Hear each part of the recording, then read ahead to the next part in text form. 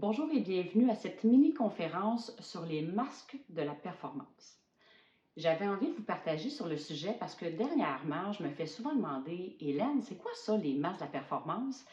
Et je vois aussi dans les entreprises, ça a toujours été le cas, mais encore plus, je trouve, au cours des derniers mois, on est vraiment à la recherche d'avoir des communications authentiques, d'être capable de se dire les vraies affaires. Et justement, les masques de la performance, ça peut vraiment être assistant pour euh, avoir un outil justement pour avoir des communications de plus en plus authentiques. Alors avant d'aller plus loin, c'est quoi ça les masques? Bien, en fait, on porte des masques pour se protéger. Et dans mon cas, c'était justement pour me protéger et d'éviter de ressentir à tout prix ce sentiment-là de vulnérabilité. La vulnérabilité d'être soi, d'avoir le sentiment que justement, là, il n'y en a pas de masque, on est un peu comme tout nu, puis on a le sentiment qu'on ne sera pas à la hauteur. Moi, c'était vraiment comme ça que je l'ai vécu. Alors, au fil et à mesure, puis au fur et à mesure, c'est souvent je veux dire, ça part de loin, mais moi, j'ai vraiment enregistré rapidement que je devais être très performante dans tout ce que je faisais pour justement pas être démasquée. Puis pour moi, d'être démasquée, ça voulait dire d'être perçue comme incompétente, de ne pas être à la hauteur, de ne pas mériter de reconnaissance, plein de choses qui ont fait en sorte que j'ai embarqué dans le pattern de la performance vraiment beaucoup. J'ai eu la chance de ne pas me rendre jusqu'à l'épuisement, mais j'étais quand même sur la bonne voie. Mais tout ça pour dire que j'ai utilisé différents masques qui, en fait, m'ont dénaturé et m'ont éloigné de qui j'étais réellement. Donc, ça l'amenait de la disharmonie. Puis quand on est en disharmonie avec soi-même, bien, on est souvent en disharmonie avec les autres. Donc, c'est l'authenticité avec soi, ça part de soi, puis on peut par la suite la partager avec les autres. Donc, les quatre principaux masques que j'ai utilisés et que j'ai pu aussi voir à travers les différents accompagnements que je fais auprès de clients que sont aussi populaires autres que ceux que j'utilisais, le masque de la colère, le masque de la peur, le masque du jugement et le masque de l'humour. Alors, c'est ce qu'on va explorer ensemble au cours des prochaines minutes.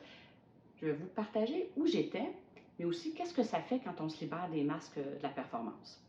Alors, le masque de la colère, comment je l'utilisais, c'est le masque qui, pour moi, c'était comme si j'avais jamais les gants de boxe qui étaient bien, bien loin de moi. Je voulais toujours avoir le dernier mot dans une communication, dans un échange. C'était important pour moi d'avoir raison, d'avoir le dernier mot, de gagner. Fait que j'étais souvent dans une dynamique de gagnant-perdant. Alors, c'est sûr que sur le coup, quand on sent qu'on a eu le dernier mot, qu'on a gagné le débat, qu'on a gagné, des fois, je ne sais même pas qu'est-ce que je gagnais, mais j'avais l'impression de gagner, il y a un perdant. Fait qu'au bout de la ligne, dans l'affaire, dans une communication, que ce soit avec un collègue, avec un client, il n'y a jamais de gagnant quand c'est dans une dynamique gagnant-perdant. Alors, j'avais comme compris que pour être intimidante, à la limite d'être intimidante, j'avais quasiment une fierté d'être intimidante, d'avoir le dernier mot, puis que les gens sentent pas trop, que ça ne semble pas trop confortable. Alors concrètement, au moment où je dirigeais une équipe de travail, j'avais tendance à apporter des remarques assez incisives, de vouloir avoir raison, de pointer qu'est-ce qui n'était pas correct. Alors qu'est-ce que ça fait? Bien, les gens, deux choses, c'est soit qu'ils répondaient qu'est-ce que je voulais entendre, ou soit qu'ils se refermaient tout simplement. Alors, il n'y avait pas grand-chose qui avançait dans ce cadre-là. C'était pas très constructif, mettons, pour la suite des choses. Ça, c'est le masque de la colère. Le masque du jugement. Le masque du jugement, c'est le jugement que j'avais envers moi-même dans différentes situations, et c'était aussi le jugement que j'avais envers les autres. Alors, ça peut être facile de porter des jugements sur comment quelqu'un est habillé, comment quelqu'un s'exprime, comment quelqu'un travaille. Comme par exemple, moi, j'avais une facilité, je pense à dans les sports, par exemple, j'avais une facilité à me juger que j'apprenais jamais assez rapidement. Je jugeais les résultats que j'avais, qui m'amenaient souvent beaucoup de frustration plus que d'autres choses. Alors, c'était facile aussi pour moi de porter des jugements facilement sur que, par exemple, une collègue de travail n'allait pas assez vite, livrait pas la marchandise. Fait qu'est-ce que ça fait? Quand on porte des jugements, ça met de la pression. Je me mettais de la pression moi-même sur les épaules. J'en mettais par le fait même sur les autres. Et puis, on s'est tous déjà sentis jugés. Qu'est-ce qu'on fait quand on se sent jugé? On a tendance à éviter, on a tendance à fuir, on ne se sent pas bien. Alors, quand on ne se sent pas bien, ben c'est pas très efficace non plus. Alors, ce masque-là, il était vraiment présent, puis j'avais une facilité, comme je vous disais, à porter des jugements, soit sur moi ou envers les autres, qui faisait en sorte que c'était pas très constructif non plus.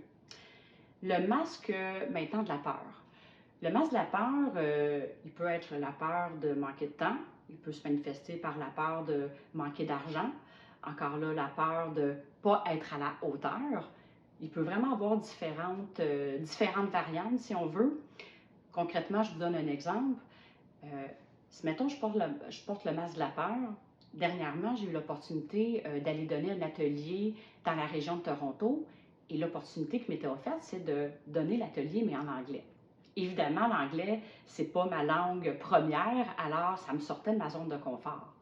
Si j'avais maintenu le masque de la peur, je ne serais pas allée donner cet atelier-là parce que j'aurais dit j'ai bien trop peur, je ne suis pas prête, euh, mon anglais n'est pas parfait, les documents qui viennent avec l'atelier ne sont pas parfaits non plus. Je me serais vraiment bloquée de vivre une opportunité qui a été vraiment une expérience superbe, mais ça aurait été vraiment facile pour moi de dire c'est pas possible et puis de me retirer à cause que j'aurais eu trop peur d'être jugée aussi. C'est possible, ça se peut qu'il y ait eu des gens qui aient jugé la façon que j'ai parlé.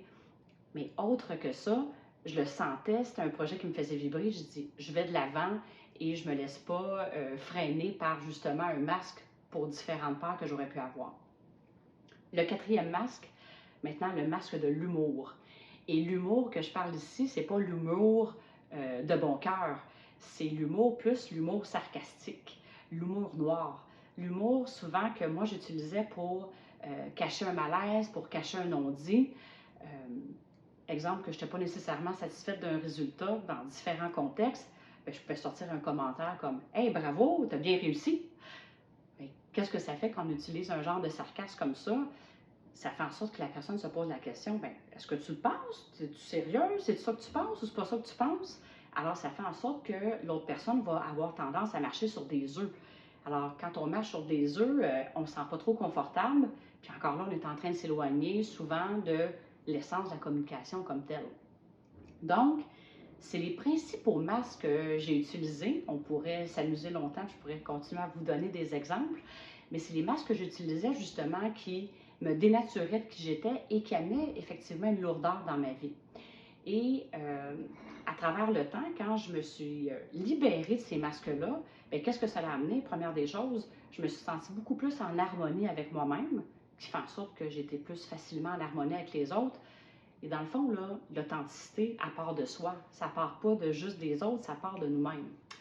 Donc, ça l'amène vraiment quelque chose qui est changement dans les communications, dans les ouvertures que ça l'amène quand on échange avec quelqu'un d'autre, quand on se dit les vraies affaires, puis qu'on est capable d'aller beaucoup plus rapidement au cœur d'une communication, d'une discussion. Parce que dans la vie, tout se dit, c'est de la manière qu'on va le dire et l'intention que l'autre personne aussi va ressentir qu'on a quand on le partage. Alors concrètement, mettons que qu'est-ce que je viens de vous partager, vous avez des exemples, vous avez peut-être dit il y a un ou plusieurs de ces masques-là que vous portez vous-même, et peut-être que vous voyez les bienfaits que ça pourrait avoir dans votre équipe de travail de se libérer de ces masques-là. Alors on peut vraiment l'amener, exemple que ça résonne en vous, c'est quelque chose qui est possible, que je me déplace dans votre équipe de travail, que ce soit sur un format conférence, atelier, programme en ligne, ça peut vraiment prendre différentes formes pour justement assister l'équipe à amener beaucoup plus d'authenticité, de fluidité, de facilité, de légèreté dans les communications pour faire en sorte justement que quand on va directement au cœur d'un sujet, qu'on se dit les vraies affaires, qu'est-ce que ça fait? C'est que ça diminue aussi le temps qu'on a besoin pour communiquer. Puis, comme je disais, tout s'adresse, mais quand on est authentique, l'authenticité dont je parle ici, c'est d'amener de la douceur en même temps que de la fermeté et de la solidité dans ce qu'on partage. Et ça, les gens vont le ressentir plutôt que de recevoir une communication qui est distorsionnée avec un masque, qu'on va ressentir l'intensité de l'émotivité, qu'on va ressentir de la colère, de la peur, du sarcasme. Tout ça mis ensemble va faire en sorte que la communication va être moins efficace. Donc, la façon de l'amener dans votre équipe de travail, souvent, il y a un côté ludique aussi à s'amuser à porter les masques et tout ça. On le fait en 3 étapes. Première des choses, c'est d'ouvrir la conscience sur de quelle façon on porte le masque, de quelle façon je porte le masque dans mon quotidien, Puis quand on identifie les masques que l'on porte, c'est beaucoup plus facile d'identifier le masque que les autres portent. Ça, c'est la première étape. Deuxième étape, de l'expérimenter. Si, exemple, moi, de mes masques favoris, c'est le masque de la colère, ben, c'est de prendre conscience de l'expérimenter puis de dire comment moi, ce masque-là, je le porte au quotidien, puis c'est quoi l'impact dans ma vie, tant professionnel que personnel, parce que ça, c'est un tout, hein? Professionnel, personnel, quand ça a de l'impact dans notre vie professionnelle, ça en a aussi dans notre vie personnelle, que ce soit dans notre couple, dans notre famille, avec nos amis. Alors, la deuxième étape, c'est justement de l'expérimenter puis de voir quels sont les impacts dans notre vie. Et la troisième étape, c'est de faire un choix.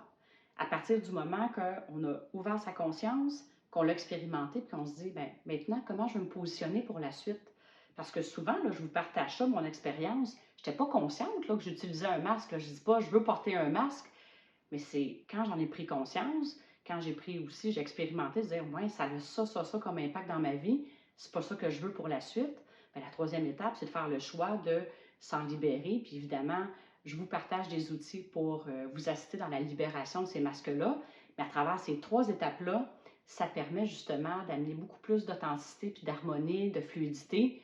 Puis évidemment, quand l'équipe est plus en harmonie, que les communications sont plus fluides, bien, ça a un impact direct sur la productivité interne, mais aussi ça a un impact sur le service à la clientèle. Ça rayonne aussi partout. Alors, si tout ça, ça résonne en vous, bien, je vous invite tout simplement à me contacter et ça me fera un plaisir d'en jaser avec vous.